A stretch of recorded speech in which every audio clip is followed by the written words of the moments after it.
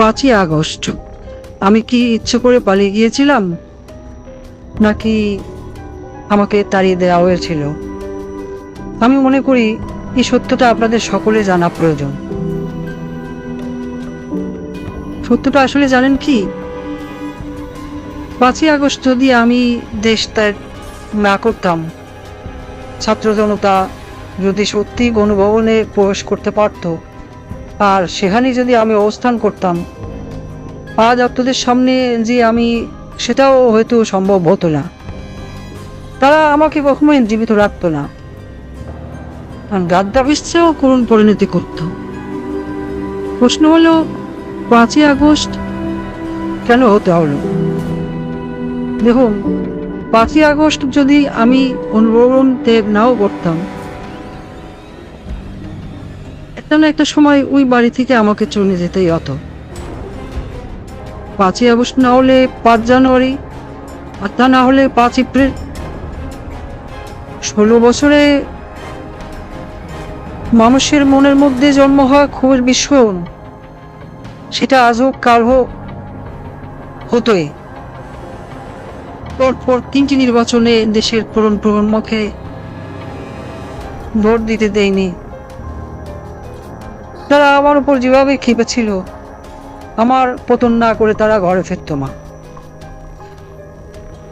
আসলে আমার পরিবার পরিজন আর দলের নেতাকর্মী, তারা এই যে দেশে যে পরিমাণ দুর্নীতি, লুটপাট আর রাজধানীর রাজত্ব কায়েম করেছিল, শক্ত হাতে তা দমন না করতে পারাই হয়তো আমার রাজনৈতিক জীবনের সবচেয়ে বড় ব্যর্থতা। বা নিজের ভুলের কথা যদি বলি, আমি চেয়েছিলাম দেশকে উন্নত করতে, কিন্তু বলে গিয়েছিলাম সুশাসনের কথা, জনগণের ভোটের অধিকারের কথা।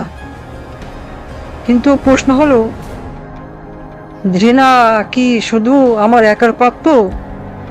আমি কি একা একা এই দেশ রোধ করেছি? আমার তো একটা পরিবার ছিল, একটা বড় দল ছিল। তারা তো উন্নয়ন উন্নয়ন বলে সবসময় কান ঢালাবলা করে ফেলত। তখন কি কেউ আমাকে বলেছিল, আপা উন্নয়ন করেন, কিন্তু ভোটের অধিকারটাও জনগণকে দিয়েন? কেউ বলেছিল? আমি এত বড় ভুল পথে চলে গেলাম, আমার পরিবারের কোনো সদস্য আমাকে কোনদিন একবারের জন্য বলেছিল? কেন? আমি কি শুধু তাদের কাছে টাকা কামাই করার মেশিন ছিলাম? আমাকে ব্যবহার করে শুধু আমার বলে নেতা কর্মীরা পয়সা কামিয়েছে তা কিন্তু না। আমার নিজের আপন বোন, সে তো রাজনীতির রও জানতো না, কোনোদিন রাজনীতিতে নাম লেখায়নি, কিন্তু দেশের ব্যাংকগুলো থেকে 12 আনার টাকা পয়সা সব লোন নিয়ে গেছে। লন্ডনের ব্যাংকগুলোতে যে টাকা আছে, সেগুলো তো কোথার দৈত্য বিয়ে দিয়ে আসেনি।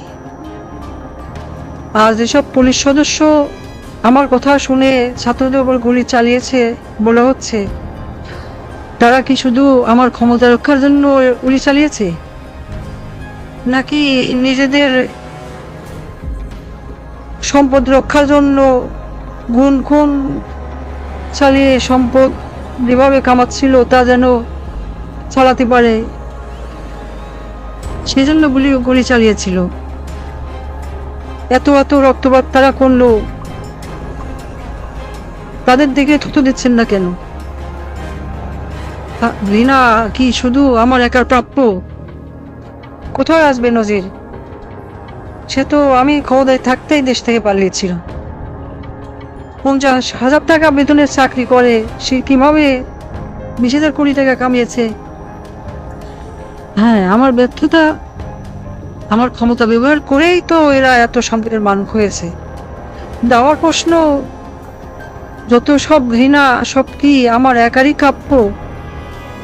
সবকিছুর জন্য যেন আমি একাই দায়ী, এই প্রশ্ন আমি রেখে যাচ্ছি। পরমাণু বিদ্যুৎ প্রকল্পে $12 বিলিয়ন থেকে $5 বিলিয়ন আত্মসাতের অভিযোগ উঠেছে।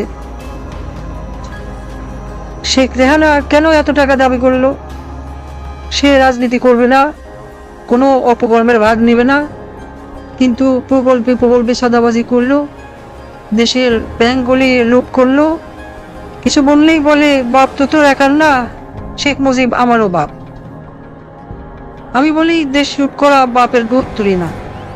এই দেশে হয়তো এমন মানুষই বেশি ছিল যারা আমাকে ভালোবাসে নাই, ঘৃণা করেছে, কিন্তু আমার বাবাকে তো ভালোবাসত। বাবার দুঃশাসনে অতিষ্ঠ হয়ে আজ মানুষ আমার বাবা শেখ মুজিবকে নিয়ে কটূক্তি করছে, গালাগালি করছে। কিন্তু একটা আজব বিষয় শুনুন, আমি যে এত বড় ভুল পথে চলে গেলাম, আমার পরিবারের কোনো সদস্য, আমার মেয়ে, আমার ছেলে কোনোদিনও একবারের জন্য বলেনি।